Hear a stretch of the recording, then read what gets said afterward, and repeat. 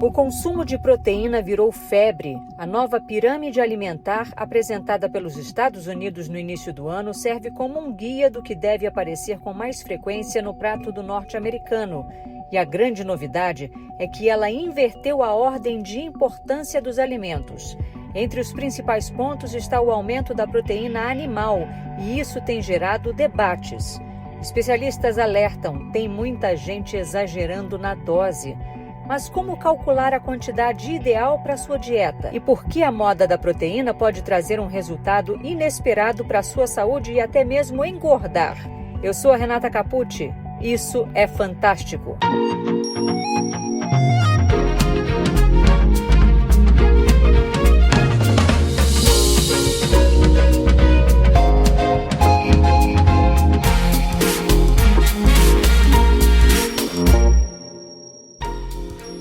Neste episódio, a minha colega Renata Ceribelli, que preparou uma reportagem especial sobre o consumo de proteína no país, conversa com a nutricionista da USP, Lara Natassi. Lara, eu queria que você fizesse uma análise dessa pirâmide americana e queria saber, a gente deve seguir essa pirâmide americana, essa nova pirâmide alimentar americana? Bom, primeiro é importante a gente saber que a pirâmide foi criada para a população americana, considerando a alimentação dessa população, os excessos que essa população costuma consumir. É parecido com os brasileiros? É semelhante relativamente, mas o que eles englobam é tentar diminuir principalmente o consumo de açúcar, vindo do açúcar de adição ou das bebidas açucaradas, e o aumento do consumo de proteínas e de alimentos que tenham fibras, vitaminas e minerais também. Isso faz sentido para a alimentação do brasileiro? Faz sentido em termos, né? A gente tem uma população brasileira que consome proteína em níveis adequados, a maior parte da população consome, mas a gente precisa aumentar o consumo de frutas, legumes, verduras e leguminosas aqui no Brasil. Isso é muito importante. E isso está previsto nessa pirâmide americana? Sim, porque ao lado da carne e dos outros alimentos ricos em proteínas estão também os vegetais, as frutas, os legumes e as verduras também, que a gente precisa aumentar. Nesse sentido, ok, mas a gente não pode pegar essa orientação, essa diretriz americana e extrapolar para restrições alimentares severas, como por exemplo dizer que essa pirâmide ela endossa o consumo de uma dieta carnívora, de uma lipodieta, né?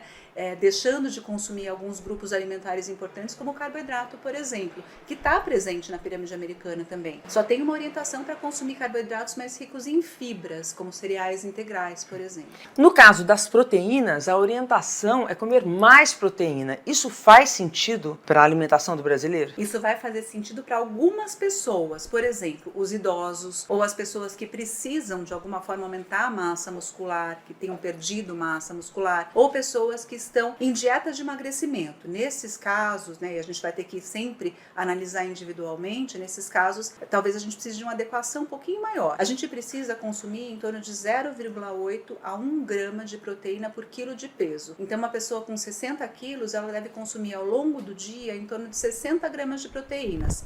Mas as pessoas que necessitam de mais proteína podem consumir até 120 gramas de proteína, dependendo do caso, que é o dobro. E isso só com uma orientação de uma nutricionista, de uma médica, de um médico? É sempre importante ter a orientação e o acompanhamento de um profissional especializado, de um nutricionista. Agora, o que a gente está vendo é o brasileiro muito interessado em consumir proteína. Tem muita oferta de alimentos Sim.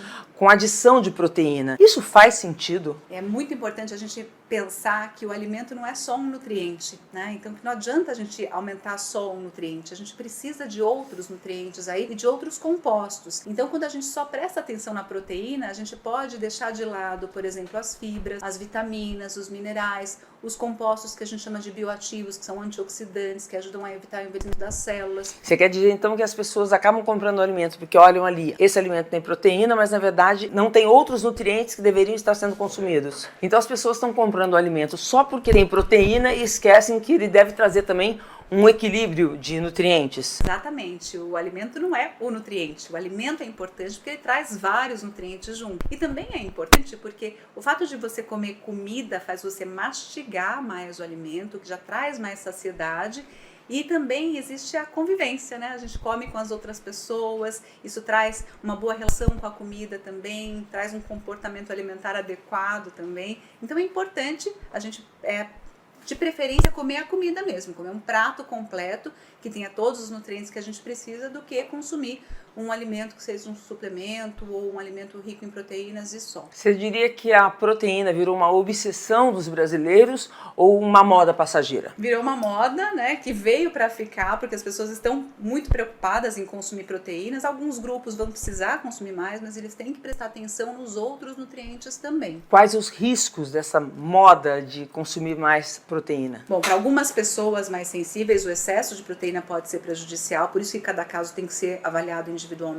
Por exemplo, pessoas que têm doença renal. Ou né? predisposição à doença e nem Também, sabe. Exatamente. E se a gente consome proteína em excesso, a gente não vai aproveitar essa proteína para a finalidade dela, que seria a constituição corporal, a formação de massa muscular. Pode ir a gordura corporal, por exemplo, né? Proteína pode engordar? Qualquer nutriente que a gente consuma além da necessidade que o nosso organismo tem, pode virar gordura com o tempo. A gente vai metabolizar e aí com o tempo vira gordura sim. Bom, então as pessoas, tem muita gente aí consumindo alimentos só porque tem mais proteína, porque querem emagrecer, e o efeito ao contrário, pode ganhar peso. Se houver excesso no consumo, pode haver ganho de gordura corporal principalmente. Além disso... Como avaliar esse excesso de consumo? O excesso a gente vai avaliar individualmente conforme a necessidade. Sozinha, uma pessoa é capaz de avaliar se ela está comendo o ideal ou proteína em excesso? A conta básica é 1 grama de proteína por quilo de peso. Então vamos pegar uma pessoa com 70 quilos, ela precisa de 70 gramas de proteína distribuídas ao longo do dia. Pra gente ter uma ideia, um filé de frango de 100 gramas tem em torno de 25 gramas de proteína. Um copo de leite grande, 250, 300 ml, tem 8 gramas de proteína.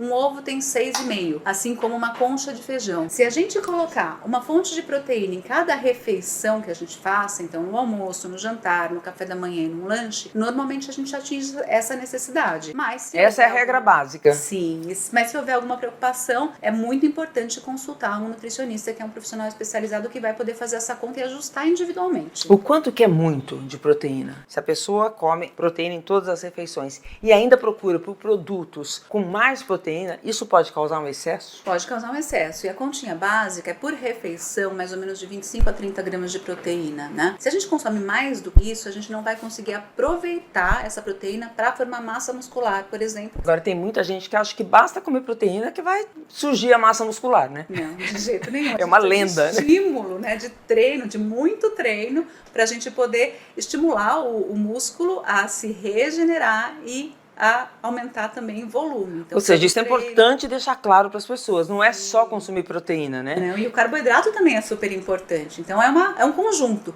é uma boa alimentação com todos os nutrientes que a gente precisa, proteína, carboidrato, vitamina, mineral, compostos antioxidantes, com exercício adequado para isso, né? Principalmente de resistência, sono adequado também é muito importante, gestão do estresse, ou seja, é o estilo de vida que vai determinar se a gente consegue ganhar massa muscular. Na verdade, é o equilíbrio. Sim. Qual é o grande risco de entrar no supermercado e procurar escolher o produto porque naquele produto tem mais proteína? É não ter naquele produto outros nutrientes importantes? Exatamente. Pode ser que esse produto não tenha fibras, não tenha vitaminas, minerais, compostos antioxidantes e não seja nutricionalmente adequado. Na maioria dos casos, a comida do dia a dia vai suprir a nossa necessidade de proteína. Mais do que proteína, o que o brasileiro deveria estar comendo mais para suplementar a alimentação, para deixá-la mais equilibrada? Além das vitaminas e dos minerais, as fibras são muito importantes. O brasileiro está comendo pouca fibra? Então, a gente tem um consumo mínimo médio que deveria ser de 25 gramas por dia. E a gente consome mais ou menos a metade disso na nossa alimentação no dia a dia. Então, é importante aumentar, porque a fibra é muito importante para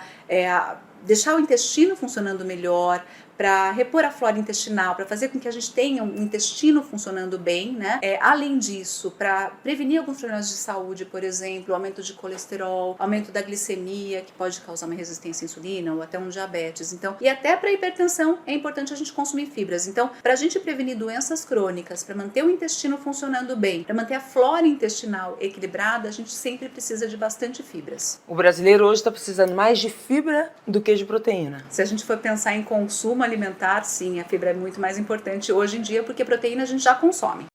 E tem mais alerta. A proteína em excesso pode trazer prejuízos graves para a saúde. Quem explica é a nefrologista Fernanda Badian. Então, qualquer pessoa, antes de fazer uma dieta baseada em proteína, deveria saber se existe uma predisposição para doença renal? Isso seria o ideal de fato. Mas é fácil saber? É fácil saber porque a gente vê através de 2 exames principais. Um exame de sangue, creatinina, que é amplamente disponível, né, nas redes públicas de saúde, e exame de urina simples, onde a gente vê se a gente tem perda de proteína na urina ou se a gente tem aumento de sangue, né, as hemácias, né, células sanguíneas na urina. Tudo isso ajuda a gente a identificar um potencial problema renal, e aí se a gente tiver essas alterações, a gente precisa de uma avaliação médica mais criteriosa. Se faz parte de um exame de check-up habitual, esses exames, eles são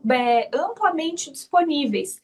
Então, é uma abordagem que a gente sempre tem que fazer de forma multidisciplinar, porque quando a gente cuida, né, de pessoas, todo mundo está envolvido nesse cuidado. A gente sabe que suplementar proteína em pacientes que não têm problema renal não vão gerar problema renal. Então, isso a gente não tem, né, os estudos mais recentes não mostram que a gente tem essa predisposição a ter o problema renal por conta da ingesta de proteína. Mas em pacientes que já têm doença renal, uma dieta com muita proteína pode acelerar a perda de funcionamento do rim. Agora, o difícil é saber se tem ou não esse problema renal. Exatamente, porque os problemas renais, eles não geram sintomas até fases muito avançadas. Então, a gente só consegue fazer isso através de exames de rastreamento, que é um exame de sangue, através da creatinina, onde a gente consegue depois estimar a taxa de filtração glomerular, que a gente vê, né, o tanto que o rim de fato está funcionando, e um exame simples de urina, onde a gente consegue detectar perda de proteína na urina. A predisposição, a gente de fato avalia por outros fatores de risco, que são presença de pressão alta, diabetes, obesidade e excesso de peso, são as principais causas de doenças renais. Existem causas mais raras, como pacientes que já têm